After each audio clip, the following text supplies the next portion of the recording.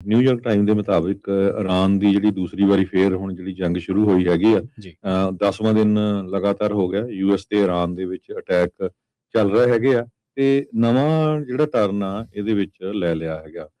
ਕਿਉਂਕਿ ਹੂਟੀਜ਼ ਜਿਹੜੇ ਆ Iran backed militant group Yemen ਦੇ ਵਿੱਚ ਹੈਗਾ ਆ ਉਹਨਾਂ ਨੇ ਸਾਊਦੀ ਜਿਹੜੇ ਸ਼ਿਪ ਆ ਉਹਨਾਂ ਨੂੰ ਰੋਕ ਦਿੱਤਾ ਹੈਗਾ ਆ ਜੀ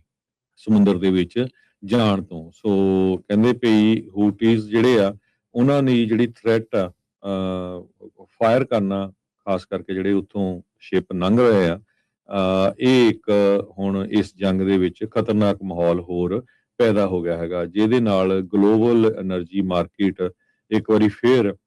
ਟਰਮੋਇਲ ਦੇ ਵਿੱਚ ਆ ਗਈ ਹੈਗੀ ਆ ਬ੍ਰੈਂਟ ਆਇਲ ਦੀ ਜਿਹੜੀ ਇੰਟਰਨੈਸ਼ਨਲ ਬੈਂਚਮਾਰਕ ਦੇ ਉੱਤੇ ਕੀਮਤ ਆ ਉਹ $90 ਇੱਕ ਬੈਰਲ ਦੇ ਹਿਸਾਬ ਦੇ ਨਾਲ ਹੋ ਚੁੱਕੀ ਆ ਅੱਜ ਸਵੇਰੇ ਸੋ ਈਰਾਨ ਦੇ ਜਿਹੜੇ ਟੌਪ ਡਿਪਲੋਮੇਟ ਆ ਉਹ ਕਹਿ ਰਹੇ ਆ ਜਿਹੜੇ ਸਿਕਿਉਰਿਟੀ ਗੈਪ ਹੋਇਆ ਸੀ ਇਸ ਕਰਕੇ ਉਹਨਾਂ ਦਾ ਜਿਹੜਾ ਸੁਪਰੀਮ ਲੀਡਰ ਆ ਉਸ ਦੀ ਮੌਤ ਹੋਈ ਹੈਗੀ ਆ ਕਹਿੰਦੇ ਵੀ ਯੂਐਸ ਤੇ ਇਜ਼ਰਾਈਲ ਨੇ ਈਰਾਨ ਦਾ ਜਿਹੜਾ ਅਯਾਤੁੱਲਾ ਅਲੀ ਖਮੈਨੀ ਆ ਉਸ ਨੂੰ ਜਦੋਂ ਮਾਰ ਮੁਕਾਇਆ ਸੀ ਉਹ ਉਹਨਾਂ ਦੀ ਇੱਕ ਸਿਕਿਉਰਿਟੀ ਗੈਪ ਸੀ ਇਹ ਉੱਥੇ ਦੇ ਮਿਨਿਸਟਰ ਅਵਾਸ ਅਰਗਾਚੀ ਉਹਨਾਂ ਨੇ ਸਟੇਟਮੈਂਟ ਜਾਰੀ ਕੀਤੀ ਹੈਗੀ ਆ ਯੂਐਸ ਨੇ ਕਿਹਾ ਵੀ ਉਹ ਬਹੁਤ ਜਲਦੀ ਜਿਹੜੇ ਅੰਡਰਗਰਾਉਂਡ ਇਰਾਨੀਅਨ ਨਿਊਕਲੀਅਰ ਕੰਪਲੈਕਸ ਹੈਗਾ ਜਿਹਨੂੰ ਪਿਕੈਕਸੀ ਮਾਊਂਟੇਨ ਦੇ ਵਿੱਚ ਤੇ ਦੱਸਿਆ ਜਾ ਰਿਹਾ ਹੈਗਾ ਵੀ ਉੱਥੇ ਇਹ ਨਿਊਕਲੀਅਰ ਜੋ ਕੰਪਲੈਕਸ ਆ ਤੇ ਪ੍ਰੈਜ਼ੀਡੈਂਟ ਟਰੰਪ ਉਹਨਾਂ ਨੇ ਆਪਣੀ ਅਪੀਅਰੈਂਸ ਦੇ ਦੌਰਾਨ ਜਦੋਂ ਲੈਬਨਾਨ ਦੇ ਪ੍ਰੈਜ਼ੀਡੈਂਟ ਆਏ ਸੀ ਉਹਨਾਂ ਨੇ ਕਿਹਾ ਵੀ ਅਸੀਂ ਉਸ ਏਰੀਆ ਨੂੰ ਹਿੱਟ ਕਰਨ ਜਾ ਰਹੇ ਆ ਪ੍ਰੋਬੇਬਲੀ ਪ੍ਰੈਟੀ ਸੂਨ ਬਹੁਤ ਜਲਦੀ ਜਿਹੜਾ ਹਿੱਟ ਕਰਾਂਗੇ ਤੇ there is not a thing they can do about it so ਉਹ ਕਹਿੰਦੇ ਵੀ ਅਸੀਂ ਇਹ ਹੁਣ ਕਰਕੇ ਹੀ ਹਟਣਾ ਹੈਗਾ ਆ ਪ੍ਰੈਜ਼ੀਡੈਂਟ ਜੋਸੇਫ ਆਇਨ ਜੋ ਲੈਬਨਾਨ ਦੇ ਹੈਗੇ ਆ ਉਹਨਾਂ ਨੇ ਪ੍ਰੈਜ਼ੀਡੈਂਟ ਟਰੰਪ ਉਹਨਾਂ ਦੇ ਨਾਲ ਗੱਲਬਾਤ ਕੀਤੀ ਹੈਗੀ ਆ ਤੇ ਕਿਉਂਕਿ ਉਹ ਚਾਹੁੰਦੇ ਆ ਵੀ ਉੱਥੇ ਜਿਹੜੀ ਇਜ਼ਰਾਈਲ ਵਾਲਿਆਂ ਨੇ ਹਮਲੇ ਕਰਨੇ ਸ਼ੁਰੂ ਕੀਤੇ ਹੋਏ ਆ ਵੀ ਉਹ ਵੀ ਉੱਥੇ ਜਿਹੜਾ ਠੰਡਾ ਮਾਹੌਲ ਬਣੇ ਪਰ ਇਜ਼ਰਾਈਲ ਵਾਲੇ ਬਾਰ-ਬਾਰ ਉੱਥੇ ਜਿਹੜੇ ਹਮਲੇ ਆ ਉਹ ਕਰ ਰਹੇ ਹੈਗੇ ਆ ਜੀ ਨਿਊਯਾਰਕ ਟਾਈਮ ਦੇ ਮੁਤਾਬਿਕ ਇਰਾਨ ਦੀ ਜਿਹੜੀ ਦੂਸਰੀ ਵਾਰੀ ਫੇਰ ਹੁਣ ਜਿਹੜੀ ਜੰਗ ਸ਼ੁਰੂ ਹੋਈ ਹੈਗੀ ਆ ਜੀ 10ਵਾਂ ਦਿਨ ਲਗਾਤਾਰ ਹੋ ਗਿਆ ਯੂਐਸ ਤੇ ਇਰਾਨ ਦੇ ਵਿੱਚ ਅਟੈਕ ਚੱਲ ਰਹੇ ਹੈਗੇ ਆ ਤੇ ਨਵਾਂ ਜਿਹੜਾ ਟਰਨ ਆ ਇਹਦੇ ਵਿੱਚ ਲੈ ਲਿਆ ਹੈਗਾ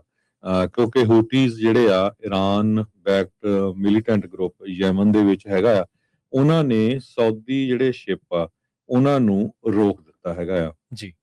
ਸਮੁੰਦਰ ਦੇ ਵਿੱਚ ਜਾਣ ਤੋਂ ਸੋ ਕਹਿੰਦੇ ਪਈ ਹੂਟੀਜ਼ ਜਿਹੜੇ ਆ ਉਹਨਾਂ ਨੇ ਜਿਹੜੀ ਥ੍ਰੈਟ ਆ ਫਾਇਰ ਕਰਨਾ ਖਾਸ ਕਰਕੇ ਜਿਹੜੇ ਉੱਥੋਂ ਸ਼ਿਪ ਲੰਘ ਰਹੇ ਆ ਇਹ ਇੱਕ ਹੁਣ ਇਸ ਜੰਗ ਦੇ ਵਿੱਚ ਖਤਰਨਾਕ ਮਾਹੌਲ ਹੋਰ ਪੈਦਾ ਹੋ ਗਿਆ ਹੈਗਾ ਜਿਹਦੇ ਨਾਲ ਗਲੋਬਲ એનર્ਜੀ ਮਾਰਕੀਟ ਇੱਕ ਵਾਰੀ ਫੇਰ ਟਰਮੋਇਲ ਦੇ ਵਿੱਚ ਆ ਗਈ ਹੈਗੀ ਆ ਬ੍ਰੈਂਟ ਆਇਲ ਦੀ ਜਿਹੜੀ ਇੰਟਰਨੈਸ਼ਨਲ ਬੈਂਚਮਾਰਕ ਦੇ ਉੱਤੇ ਕੀਮਤ ਆ ਉਹ $90 ਇੱਕ ਬੈਰਲ ਦੇ ਹਿਸਾਬ ਦੇ ਨਾਲ ਹੋ ਚੁੱਕੀ ਆ ਅੱਜ ਸਵੇਰੇ ਸੋ ਈਰਾਨ ਦੇ ਜਿਹੜੇ ਟੌਪ ਡਿਪਲੋਮੇਟ ਆ ਉਹ ਕਹਿ ਰਹੇ ਆ ਜਿਹੜੇ ਸਿਕਿਉਰਿਟੀ ਗੈਪ ਹੋਇਆ ਸੀ ਇਸ ਕਰਕੇ ਉਹਨਾਂ ਦਾ ਜਿਹੜਾ ਸੁਪਰੀਮ ਲੀਡਰ ਆ ਉਸ ਦੀ ਮੌਤ ਹੋਈ ਹੈਗੀ ਆ ਕਹਿੰਦੇ ਵੀ ਯੂਐਸ ਤੇ ਇਜ਼ਰਾਈਲ ਨੇ ਈਰਾਨ ਦਾ ਜਿਹੜਾ ਅਯਾਤੁੱਲਾ ਅਲੀ ਖਮੈਨੀ ਆ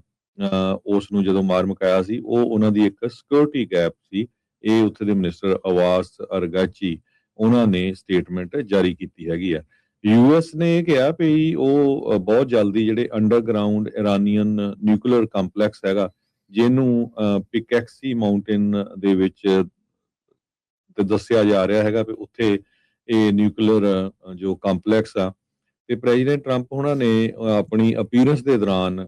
ਜਦੋਂ ਲੈਬਨਾਨ ਦੇ ਪ੍ਰੈਜ਼ੀਡੈਂਟ ਆਏ ਸੀ ਉਹਨਾਂ ਨੇ ਕਿਹਾ ਵੀ ਅਸੀਂ ਉਸ ਏਰੀਆ ਨੂੰ ਹਿੱਟ ਕਰਨ ਜਾ ਰਹੇ ਆ ਪ੍ਰੋਬੇਬਲੀ ਪ੍ਰੈਟੀ ਸੂਨ ਬਹੁਤ ਜਲਦੀ ਜਿਹੜਾ ਹਿੱਟ ਕਰਾਂਗੇ ਤੇ there is not a thing they can do about it so ਉਹ ਕਹਿੰਦੇ ਵੀ ਅਸੀਂ ਇਹ ਹੁਣ ਕਰਕੇ ਹੀ ਹਟਣਾ ਹੈਗਾ ਆ ਪ੍ਰੈਜ਼ੀਡੈਂਟ ਜੋਸੇਫ ਆਇਨ ਜੋ ਲੈਬਨਾਨ ਦੇ ਹੈਗੇ ਆ ਉਹਨਾਂ ਨੇ ਪ੍ਰੈਜ਼ੀਡੈਂਟ ਟਰੰਪ ਉਹਨਾਂ ਦੇ ਨਾਲ ਗੱਲਬਾਤ ਕੀਤੀ ਹੈਗੀ ਆ ਤੇ ਕਿਉਂਕਿ ਉਹ ਚਾਹੁੰਦੇ ਆ ਵੀ ਉੱਥੇ ਜਿਹੜੀ ਇਜ਼ਰਾਈਲ ਵਾਲਿਆਂ ਨੇ ਹਮਲੇ ਕਰਨੇ ਸ਼ੁਰੂ ਕੀਤੇ ਹੋਏ ਆ ਵੀ ਉਹ ਵੀ ਉੱਥੇ ਜਿਹੜਾ ਠੰਡਾ ਮਾਹੌਲ ਬਣੇ ਪਰ ਇਜ਼ਰਾਈਲ ਵਾਲੇ ਬਾਰ-ਬਾਰ ਉੱਥੇ ਜਿਹੜੇ ਹਮਲੇ ਆ ਉਹ ਕਰ ਰਹੇ ਹੈਗੇ ਆ ਜੀ